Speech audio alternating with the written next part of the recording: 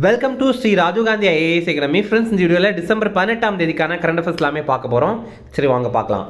Friends, இப்போ டிஎன்பிஎஸ்சியில் பார்த்தீங்கன்னா புதிய சிலபஸ் வந்து இன்ட்ரடியூஸ் பண்ணியிருந்தாங்க. டிஎன்பிஎஸ்சி குரூப் 4, அப்புறம் குரூப் 2, குரூப் 2ஏக்கெல்லாம். இதில் பார்த்தீங்கன்னா கரண்ட் அஃபேர்ஸ் அப்படிங்கிறது தனியாக ஒரு சிலபஸில் கொடுக்காம வேறு சில சப்ஜெக்ட் கூட இணைத்து கொடுத்துருக்காங்க. அதனால் கரண்ட் அஃபேர்ஸ் இனி எப்படி படிக்கணும் அப்படிங்கிற மாதிரி ஒரு சந்தேகம் உங்களுக்கு வந்திருக்கலாம். இப்போ பார்த்தீங்கன்னா சயின்ஸில் இணைத்திருக்காங்க, ஜியாகிரஃபியில் இணைத்திருக்காங்க, அப்புறம் பாலிட்டியில் இணைத்திருக்காங்க, அப்புறம் இந்தியன் எக்கனாமி, அப்புறம் தமிழ்நாடு ஆட்சி நிர்வாகம், இதில் எல்லாம் இணைத்துட்டாங்க. இப்போ இனிமேல் இது எப்படி படிக்கணும் அப்படின்னா, நம்ம ஏற்கனவே படித்த மாதிரி படிக்கிறது தான் நல்லது. ஏன்னா நம்ம ஏற்கனவே படித்த மாதிரி படிக்கும்போது 75% வந்து இதிலேயே கவர் ஆயிரும். இந்த சிலபஸில் கொடுத்துருக்காங்கல்ல, இதிலேயே கவர் ஆயிரும். இதை தவிர ஸ்போர்ட்ஸ் எக்ஸ்ட்ரா இருக்கும், அதே மாதிரி முக்கியமான மாநாடுகள், இதெல்லாம் எக்ஸ்ட்ரா நம்ம படிக்க வேண்டியது இருக்கும். அதெல்லாம் இனிமேல் எக்ஸாமில் கேட்க மாட்டாங்களா அப்படின்னு கேட்டிங்கன்னா அப்படி கிடையாது. அது கேட்கறதுக்கான வாய்ப்பு இருக்குது, ஓகேவா? ஏன்னா அதெல்லாம் ரொம்ப ரொம்ப முக்கியமானது. இப்போ ஒரு எக்ஸாம்பிள் பார்த்தீங்கன்னா, குகேஷ் இருக்கார். அவர் உலகத்துடைய மிக இளவயது செஸ் சாம்பியன் ஆகிட்டார். இப்போ இது சம்மந்தமாக கொஸ்டின் கேட்க மாட்டாங்கன்னு நினைக்கிறீங்களா? கண்டிப்பாக கேட்பாங்க. ஆனால் அது நம்ம வந்து படித்து வைக்கிறது புத்திசாலித்தனம். ஓகே, சரி, இனி இந்த வீடியோ பார்க்கலாம். ஃப்ரெண்ட்ஸ், இந்த வீடியோடைய நோட்ஸ் எல்லாமே கீழே பிடிஎஃபாக டிஸ்கிரிப்ஷனில் கொடுத்துருக்கோம். அது எல்லாமே கிளிக் பண்ணி டவுன்லோட் பண்ணிச்சிங்க.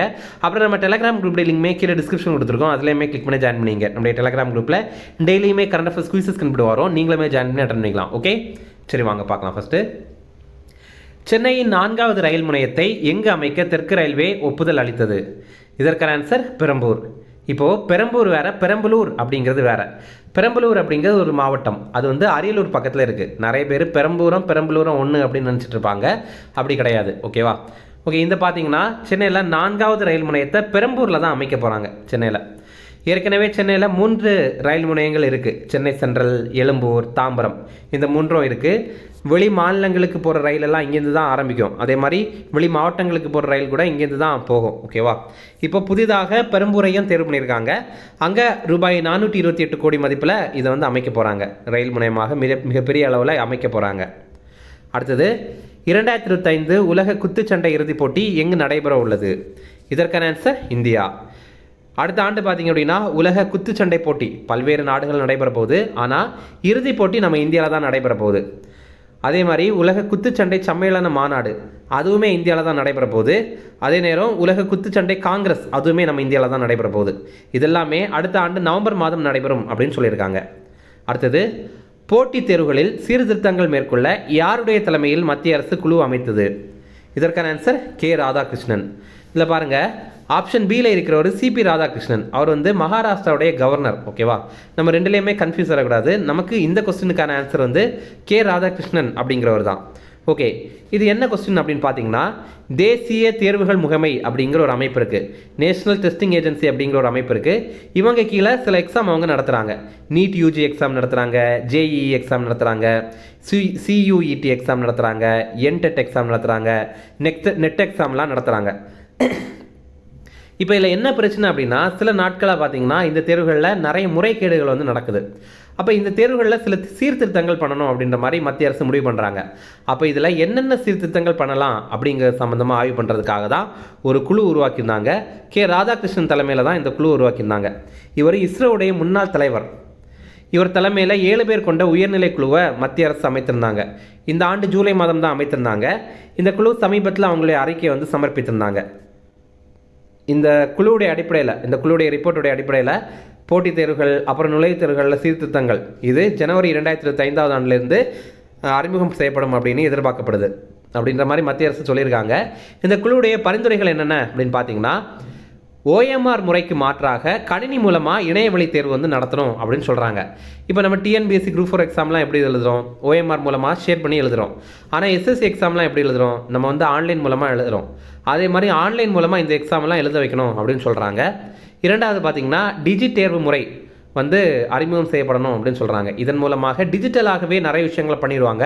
அதனால் மேக்ஸிமம் வந்து மோசடி நடைபெறாது.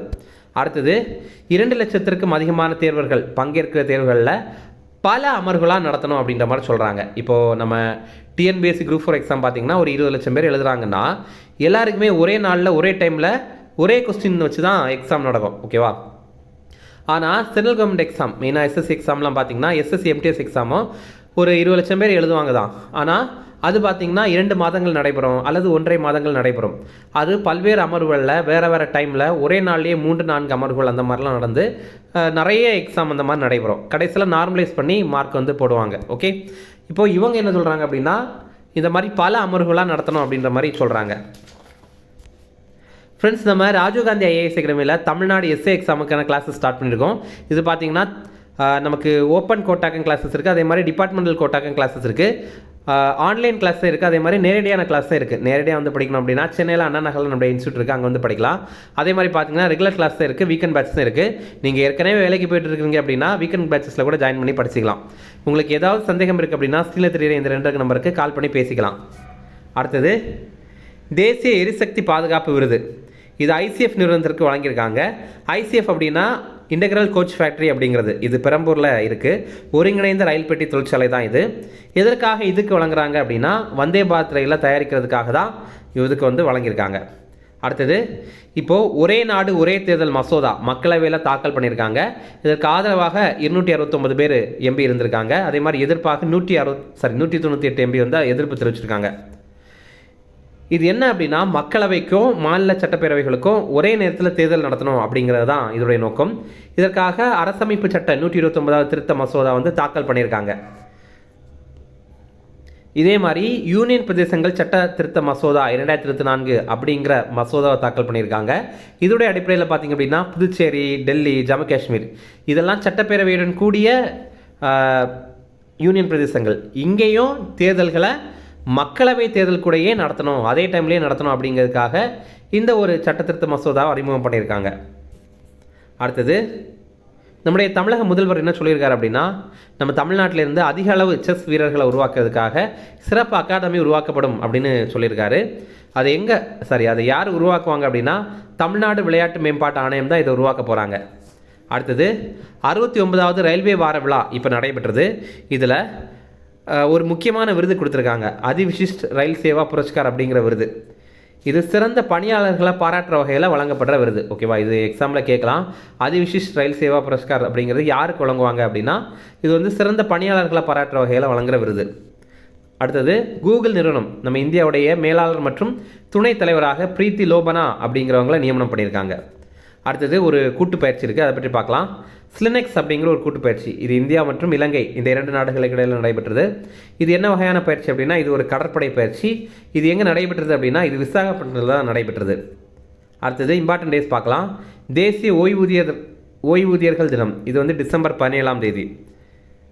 இப்போ நம்ம இந்தியாவில் பார்த்தீங்கன்னா இப்போ யூபிஎஸ் அப்படிங்கிற ஒரு ஸ்கீமை மத்திய அரசு அறிமுகம் பண்ணியிருந்தாங்க. ஒருங்கிணைந்த ஓய்வூதிய திட்டம், யூனிஃபைட் பென்ஷன் ஸ்கீம் அப்படிங்கிறது. இது ஏப்ரல் 1ஆம் தேதி 2025 ஆண்டிலிருந்து நடைமுறைக்கு வரும். இதை பற்றி நீங்கள் பார்த்தீங்கன்னா பழைய பென்ஷன் ஸ்கீமில் எல்லாம் பார்த்தீங்கன்னா சென்ட்ரல் கவர்மெண்ட் எம்ப்ளாயிஸுக்கானதில் அவங்களுடைய சேலரியிலேருந்து பென்ஷனுக்காக காசு பிடிக்க மாட்டாங்க. ஆனால் அவங்க ரிட்டையர்ட் ஆனதுலேருந்து மாதம் பென்ஷன் வந்து கொடுப்பாங்க. அது பழைய பென்ஷன் ஸ்கீம். அப்புறம் 2004வது ஆண்டிலிருந்து வேலையில் இணைந்தவங்களுக்கெல்லாம் நியூ பென்ஷன் ஸ்கீம், அதாவது நேஷனல் பென்ஷன் ஸ்கீம்னு சொல்லுவாங்க, நியூ பென்ஷன் ஸ்கீம் அப்படின்னு சொல்லுவாங்க. அதோடைய அடிப்படையில் பார்த்திங்கன்னா அவங்களுடைய சேலரிலேருந்து கொஞ்சம் பிடிப்பாங்க. பிடிச்சிட்டு மாதம் எல்லாம் அவங்க ரிட்டையர்ட் ஆனதுக்கப்புறம் கொடுக்க மாட்டாங்க. அதுக்கு பதிலாக பல்காக ஒரே முறையில் செட்டில் பண்ணி விட்டுருவாங்க. அதுதான் என்பிஎஸ் அப்படின்னு அழைக்கப்படுற நியூ பென்ஷன் ஸ்கீம் அல்லது நேஷனல் பென்ஷன் ஸ்கீம் அப்படின்னு சொல்லுவாங்க. இப்போ புதுசாக பார்த்தீங்கன்னா யூனிஃபைட் பென்ஷன் ஸ்கீம் அப்படிங்கிற ஒன்று அறிமுகம் பண்ணியிருந்தாங்க. இது என்ன அப்படின்னா இது வந்து ரிட்டையர்ட் ஆனதுலேருந்து மாதம் பென்ஷன் வழங்குறது தான். ஆனால் இது வந்து சேலரிலேருந்து பிடிப்பாங்க. முதல்ல முன்னாடி இருந்ததில்ல ஓல்டு பென்ஷன் ஸ்கீம், அதில் வந்து பென்ஷனுக்காக சேலரிலேருந்து பிடிக்க மாட்டாங்க. ஆனால் இப்போ பார்த்தீங்கன்னா சேலரிலேருந்து பிடிப்போம் அப்படின்னு சொல்லியிருக்காங்க. ஓகே, அதான் வித்தியாசம். அடுத்தது உலக புலம்பெயர்ந்தோர் தினம், இது வந்து டிசம்பர் 18ஆம் தேதி. இந்த புலம்பெயர்ந்தோர் அப்படிங்கிறத நம்ம அகதிகள் அப்படின்னு நினச்சிடக்கூடாது. இப்போ நம்ம வேலைக்காக அல்லது படிப்புக்காக நம்ம வந்து சென்னை மாதிரி பெருநகரங்களுக்கெல்லாம் வரோம். அப்போ நம்மளுமே புலம்பெயர்ந்தோர் அப்படிங்கிறது தான்.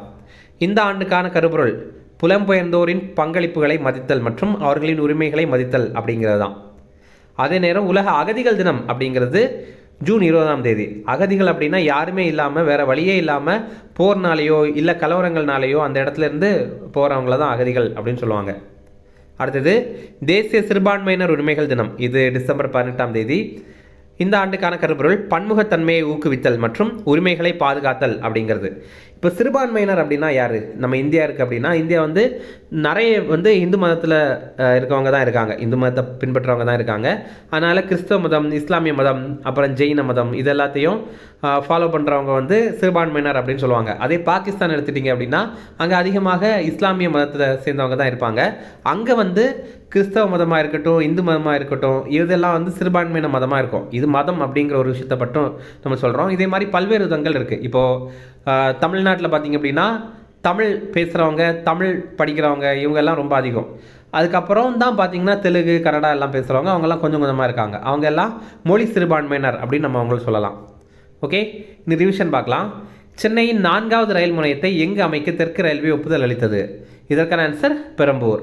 அடுத்தது 2025 உலக குத்துச்சண்டை இறுதிப் போட்டி எங்கு நடைபெற உள்ளது? இதற்கான ஆன்சர் இந்தியா. அடுத்தது போட்டித் தேர்வுகளில் சீர்திருத்தங்கள் மேற்கொள்ள யாருடைய தலைமையில் மத்திய அரசு குழு உருவாக்கியது? இதற்கான ஆன்சர் கே. ராதாகிருஷ்ணன். அவ்வளோதான் ஃப்ரெண்ட்ஸ், இந்த வீடியோ பிடிச்சா கண்டிப்பாக லைக் பண்ணுங்கள். நம்மளுடைய சேனலுக்கு சப்ஸ்கிரைப் பண்ணி வச்சுங்க, உடைய நண்பர்களுக்குமே ஷேர் பண்ணுங்கள். கண்டிப்பாக இது அவங்களுக்கும் பயனுள்ளதாக இருக்கும். Okay, thank you. Chennai Shri Rajiv Gandhi IAS அகாடமியில் யூபிஎஸ்சி, டிஎன்பிஎஸ்சி குரூப் 1, குரூப் 2 மற்றும் TNPSC civil judge, APP exam உட்பட police sub inspector, field surveyor, land draftsman ஆகிய பணிகளுக்கான சிறப்பு கோச்சிங்ல ஜாயின் பண்ணுங்க. 100% பாஸ் பண்ணுங்க, அரசு அதிகாரி ஆயிடுங்க.